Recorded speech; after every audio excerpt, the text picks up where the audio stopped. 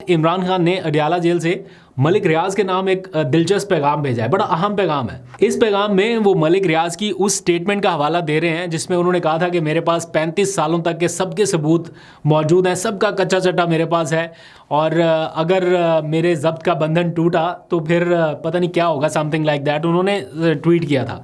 तो आज इमरान खान ने उनसे अपील की है कि जनाब आप एक मेहरबानी करें, इस कौम के ऊपर मेहरबानी करें कि वो 35 साल से आपने जिन जिन के खिलाफ सबूत इकट्ठे किए हैं या जिसको आपने नवाजा है या जिसके बारे में आपको लगता है कि इस बंदे ने 2 नंबरी की है, उन सब के नाम, उन सब के सबूत जो कुछ आपके पास है वो रिलीज़ कर दें।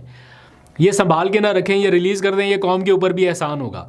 और इवन अगर इमरान खान का अपना नाम भी है, बहुत सारे लोग इल्ज़ाम लगा रहे हैं ना कि जनाब मलिक रियाज से ज़मीन ले ली है, तो आज तो इमरान खान ने खुद ऑफ़र किया मलिक रियाज को कि नाम ले दें सबका, अगर इमरान खान का है तो उसका भी लें, लेकिन अगर किसी और का है तो वो मत छुपाएं, वो भी सबके नाम बताएं। वैसे भी हमने माजी में बहुत सारी चीज़ें देखी हैं ना, ऐसे इल्ज़ामात की हद तक कि जनाब इसने फ़ायदा लिया, उसने फ़ायदा लिया, तो अगर है तो ये रियलिटी सबके सामने आ जानी चाहिए। ये this is the right time.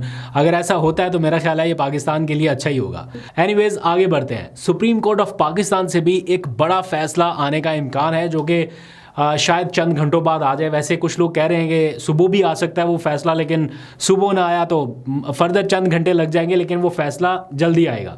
Supreme court of Pakistan ने तौहीन अदालत केस का एक फ़ैसला महफूज किया है जिसमें उन्होंने एडिशनल अटॉर्नी जनरल को तौहीन अदालत का नोटिस जारी किया था, मंसूर अली शाह ने और साथ में जस्टिस अकील अब्बासी ने। ये 2 रुकनी बेंच था और बाकी पस मंज़र मैं पिछले 2-3 व्लॉग्स में आपको बता चुका हूँ कि असल में केस क्या है। बेसिकली ये कस्टम का केस था, लेकिन बाद में वो कन्वर्ट हो गया क्योंकि मंसूर अली शाह साहब से वो केस लेके तो आईनी बेंच के पास भेज दिया गया। तो इस मामले के ऊपर सारी बहस शुरू हुई कि क्या कोई जुडिशल ऑर्डर जो है, अदालत का कोई ऑर्डर है, उसको इंतज़ामी ऑर्डर से रिप्लेस किया जा सकता है, ख़त्म किया जा सकता है। ऐसा हरगिज़ नहीं है, क्योंकि अभी तक जुडिशल ऑर्डर को सिर्फ जुडिशल ऑर्डर ही ख़त्म कर सकता है। यानी जैसे लोहे को लोहा काटता है ना, ऐसे ही जुडिशल ऑर्डर को उससे बड़ा जुडिशल ऑर्डर ख़त्म कर सकता है, अदरवाइज़ नहीं हो सकता। और दूसरा क्वेश्चन ये था कि क्या किसी जज के पास लगा हुआ केस या किसी का बेंच ऐसे तब्दील किया जा सकता है कि इस बेंच से केस लेके आईनी बेंच को भेज दें, रेगुलर बेंच से उठा के आईनी बेंच को मुंतकिल कर दें? क्या ऐसे हो सकता है? इन सवालों के जवाब जानने थे और इसका पूरा पस मंज़र या इसके बैकग्राउंड में है 26वीं तरमीम, जिसके तहत जजेस के इख्तियारात जो हैं वो महदूद कर दिए गए। ये उसका पस मंज़र है। इस पर जस्टिस मंसूर अली शाह ने स्टैंड लिया। वो जैसे ही पता लगा कुछ लोगों को कि इसमें कोई गड़बड़ हो सकती है, 26वीं तरमीम ख़तरे में पड़ सकती है, तो वो केस उनसे हटा के, उनके रेगुलर बेंच से हटा के आईनी बेंच को भेज दिया गया था, जिस पर ये तौहीन अदालत का नोटिस जारी हुआ एडिशनल रजिस्ट्रार सुप्रीम कोर्ट को, फिर उनको OSD बना दिया गया। ये सारी चीज़ें चलती रहीं। तो आज उस केस का फ़ैसला महफूज हो गया है। तो अगर उस केस के फ़ैसले में कोई ऐसी चीज़ लिख दी मंसूर अली शाह ने या जस्टिस अकील अब्बासी साहब ने जो कि 26वीं तरमीम के लिए ख़तरा बनी, तो बड़ी मुश्किल पैदा हो जाएगी उन लोगों के लिए जो 26वीं तरमीम के बराह रास्त बेनिफिशरी हैं।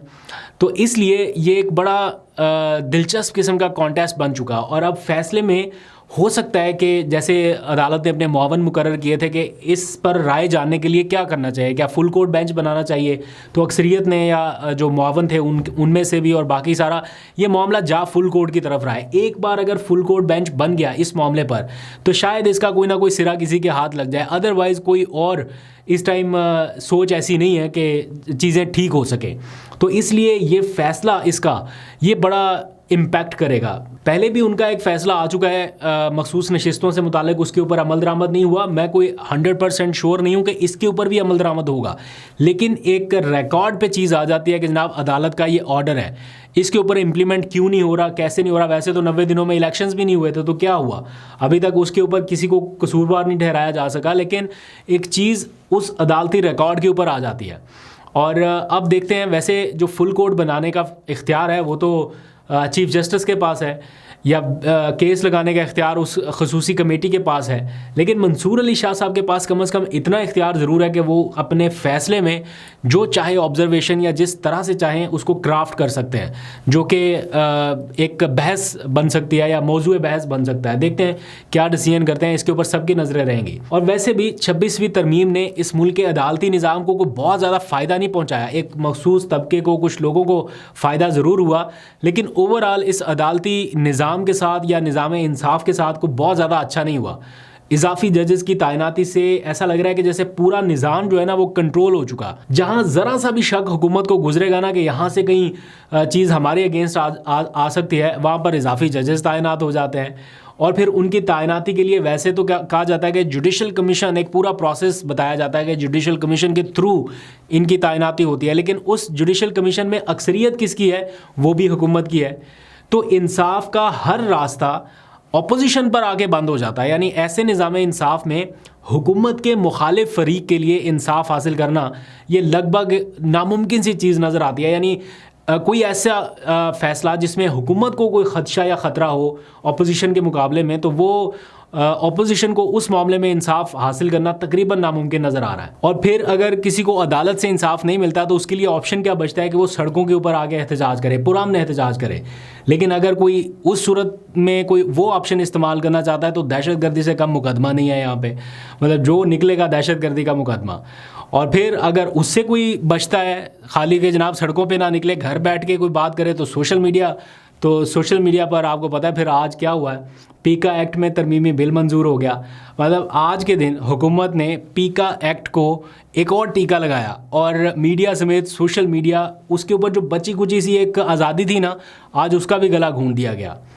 آج قومی اسمبلی نے پیکا آرڈیننس 2025 منظور کر لیا ہے. اپوزیشن کو پتہ ہی نہیں ہے, وہ کہتے ہیں ہمیں بل کی کاپی ہی نہیں ملی. اچانک سے پتہ چلا جناب, پہلے تھا کہ جوائنٹ سیشن میں ہوگا, لیکن پھر اچانک پتہ چلا کہ جناب آج ہی منظور ہونا ہے, وہ ہو گیا. اب کیا ہے, 3 سال کی سزا, 20 لاکھ کا جرمانہ وغیرہ وغیرہ, وہ سارا کچھ اس میں ڈالا ہوا ہے. تو عمران خان کے دور حکومت میں مجھے یاد ہے پیکا ایکٹ میں جب آرڈیننس لایا جا رہا تھا, پیکا آرڈیننس کا, یا اس میں ترمیم لائی جا رہی تھی, تو مسلم لیگ نون اور پیپلز پارٹی اس کے سخت خلاف تھے, اور یہی اسلام آباد ہائی کورٹ میں گئے درخواستیں دائر کرنے کہ جناب یہ نہیں ہونا چاہیے. آج اسی نون لیگ اور پیپلز پارٹی کی حکومت نے خود یہ قانون جو ہے اس میں ایسی ترامیم کر کے اس کو منظور کیا ہے. اور اس ماحول میں اگر ہم یہ سمجھیں کہ کوئی عدالت چلا جائے گا اور یہ اسٹرائک ڈاؤن ہو جائے گا اور بہت آرام سے ریلیف مل جائے گا, تو یہ بھی اب ناممکن سی چیز لگتی ہے. پہلے لوگ کہتے تھے عدالت نوٹس لے, عدالت نوٹس لے, اب تو کوئی یہ صدا بھی نہیں لگا رہا کہ عدالت نوٹس لے. اینی ویز, اسٹیک ہولڈرز جو ہیں وہ اس معاملے پر احتجاج کر رہے ہیں. نہ اس ملک کی سب سے بڑی اپوزیشن کو آن بورڈ کیا گیا ہے, نہ میڈیا کو آن بورڈ کیا گیا. آج بھی دیکھا ہم نے قومی اسمبلی میں صحافی احتجاج کر رہے تھے. جس وقت یہ ہوا تو وہ سارے صحافی جو ہے وہ واک آؤٹ کر رہے تھے پریس گیلری سے. مطلب انہوں نے کوریج کا بائیکاٹ ایک طرح سے مختصر سے ٹائم کے لیے کیا. بعد میں انہوں نے پریس ریلیزیں بھی جاری کیں فیڈرل یونین آف جرنلسٹ کی جانب سے. پھر الیکٹرانک میڈیا ایسوسیشن, وہ کیا ہے جو ان کی ایسوسیشن ہے سارے ڈائریکٹر نیوز کی, انہوں نے بھی اس کی مذمت کی ہے ایک طرح سے, یا واپس لینے کا مطالبہ کیا گیا ہے. پھر ہم نے دیکھا عطا تارڑ آئے حکومت کی طرف سے, وزارت اطلاعات کے, ظاہر بات ہے وہی ترجمان ہے تو انہوں نے آنا تھا, اور وہ آ کے کہہ رہے ہیں کہ جناب اس سے الیکٹرانک میڈیا کی سپیس جو ہے وہ بڑھے گی. یعنی سوشل میڈیا کنٹرول ہوگا تو الیکٹرانک میڈیا کی سپیس بڑھے گی. لیکن یہ کہ بڑا عجیب و غریب سا معاملہ ہے.